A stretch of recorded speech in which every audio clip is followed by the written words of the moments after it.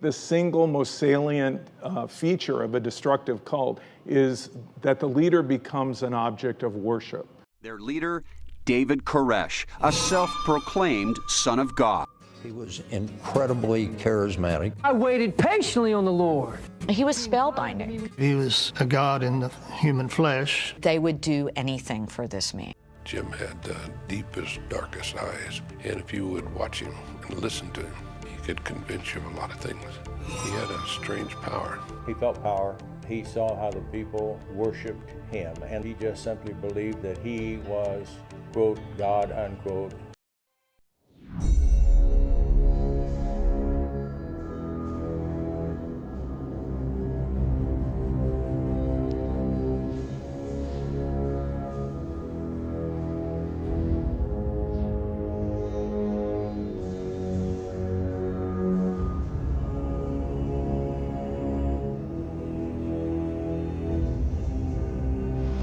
Majalah Menara Pengawal edisi 15 Februari 1994 halaman 4 mengatakan tentang kualitas khusus yang dimiliki oleh pemimpin kultus.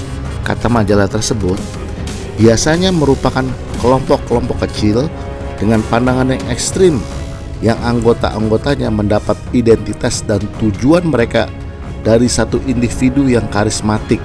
Kata kunci dalam bahasan kali ini yang ingin ditekankan adalah karismatik.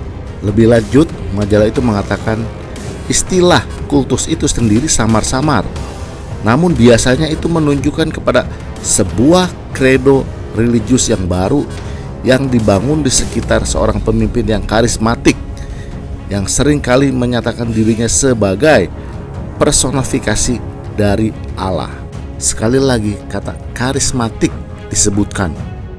Lebih lanjut, sebuah kultus adalah sebuah kelompok atau gerakan yang memperlihatkan pengabdian yang berlebihan kepada seseorang.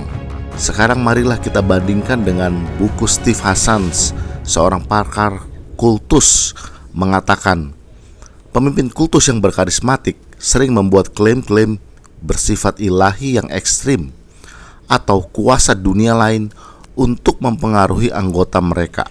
Jadi alasan utama seorang pemimpin kultus membual bahwa ia sudah dipilih oleh Allah menjadi nabi, menjadi Mesias, atau hal-hal yang bersifat mistis lainnya adalah untuk dapat mempengaruhi para anggotanya.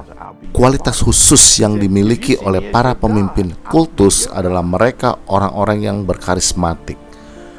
Di awal kita sudah menyaksikan David Koresh dan Jones memiliki kesamaan yang sama, yaitu berkarismatik, di mana pengikut mereka bersedia melakukan apapun juga demi mereka, bahkan tanpa disadarinya menyembah mereka.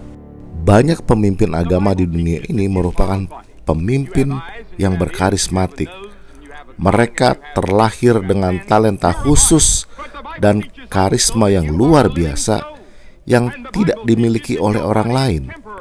Pemimpin ini dengan talenta dan karismanya mampu melakukan hal-hal yang luar biasa dan menginspirasikan jutaan orang dengan hasil karyanya, dan mereka telah mengubah dunia.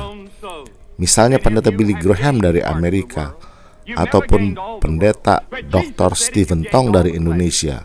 Menjadi seorang berkarismatik dengan segudang talenta yang luar biasa tentunya tidaklah masalah. Orang di Indonesia terlalu gampang ditipu, bahkan seluruh dunia sekarang. Tetapi menjadi masalah besar jika seorang pemimpin yang berkarismatik, bertalenta besar, dan berpengaruh terhadap kehidupan banyak orang, sehingga ia dikagumi dan dipuja pengikutnya, dan ia memanfaatkan karismanya itu untuk mempengaruhi anggotanya dengan teknik-teknik psikologi tertentu, seperti misalnya mind control atau brainwashing, agar bisa memanipulasi dan mengeksploitasi pengikutnya untuk kepentingannya sendiri. maka ia adalah seorang pemimpin kultus yang berbahaya. Dan sudah mengadakan penipuan-penipuan. Seorang saksi Yehova yang mendengar uraian sejauh ini tentunya berkata, "Wow, tunggu dulu bro, badan pimpinan saksi-saksi Yehova tentunya bukanlah termasuk kepada pemimpin karismatik. Jadi mereka bukanlah pemimpin kultus.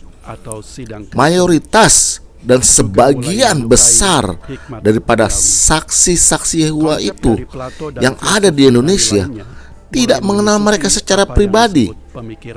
Bahkan mereka tidak mampu menyebut secara lengkap nama-nama daripada badan pimpinan yang berjumlah 8 orang tersebut. Argumentasi saksi Yehova tersebut benar-benar sah, tetapi harus kita ingat bahwa badan pimpinan masa kini bukanlah pendiri organisasi ini. Mereka hanya produk dari para pemimpin sebelumnya.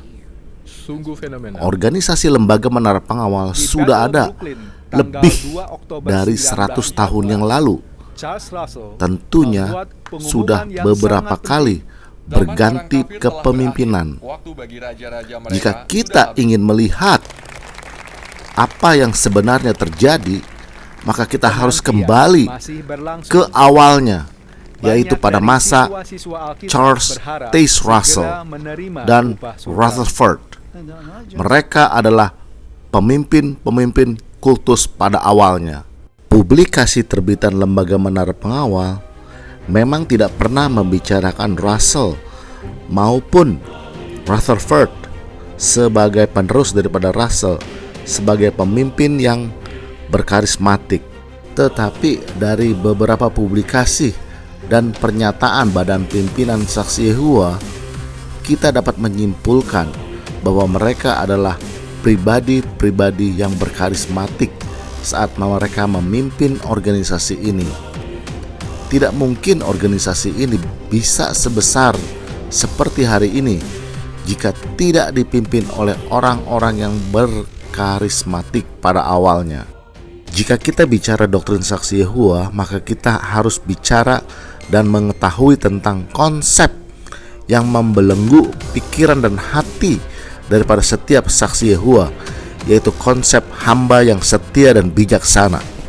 Badan pimpinan saksi Yehova menafsirkan sebuah perumpamaan Tuhan Yesus di Matius 24 menjadi sebuah penggenapan nubuatan yang telah terjadi di akhir zaman ini, yaitu pemilihan dari badan pimpinan saksi Yehova sebagai budak yang setia dan bijaksana. Meskipun menjadi sebuah perdebatan tentang siapa hamba yang setia dan bijaksana ini, tetapi banyak saksi Yehova tidak tahu bahwa sebenarnya hamba yang setia dan bijaksana ini adalah Charles Taze Russell.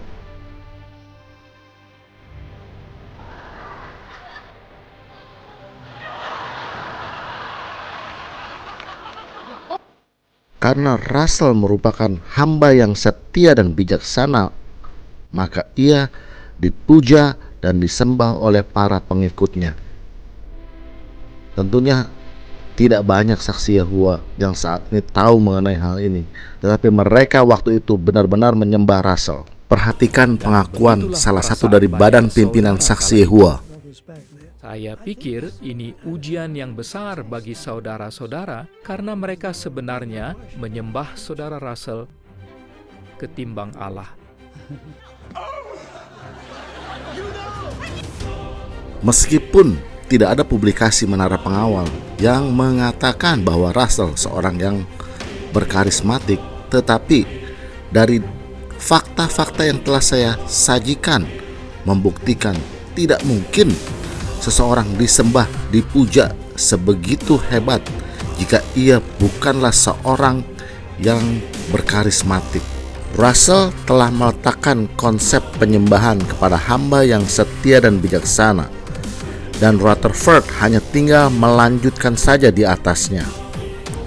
Kontribusi terbesar Rutherford adalah merubah konsep penyembahan dari individual, yaitu Russell, menjadi konsep organisasi teokratis atau disebut organisasi Yehuwa. Maksudnya, seluruh pengaturan harus dari pusat. Tidak ada lagi hal-hal yang bersifat demokratis, yaitu dari sidang-sidang setempat. Rutherford adalah orang yang bertanggung jawab menerapkan teknik-teknik atau sistem daripada sebuah kultus yang didefinisikan oleh para ahli kultus. Tentunya apa yang saya sampaikan di sini perlu pembuktian lebih lanjut dan memang tidak bisa dituntaskan hanya dalam waktu 15 menit atau 10 menit.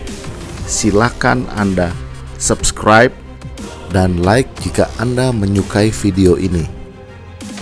Kontribusi dan kesuksesan Rutherford terbesar yaitu mengubah dari penyembahan individual, yaitu dari Russell, kepada sebuah organisasi. Bisa kita lihat hasilnya sekarang, yaitu bagaimana organisasi ini yang sebenarnya abstrak dipersonifikasikan bersifat ilahi, yaitu Allah bekerja melalui organisasi ini menghasilkan makanan rohani berupa publikasi terbitannya. Berikut pernyataan salah satu dari Badan Pimpinan Saksi Yehuwa. Sepanjang sejarah, Yehuwa selalu menyediakan makanan rohani untuk umatnya. Yehuwa juga selalu menyediakan apapun yang dibutuhkan umatnya untuk melaksanakan tugas darinya. Pada zaman modern, Yehuwa memberikan makanan rohani melalui bacaan tercetak. Tapi belakangan ini, Yehuwa mulai menyediakannya secara elektronik.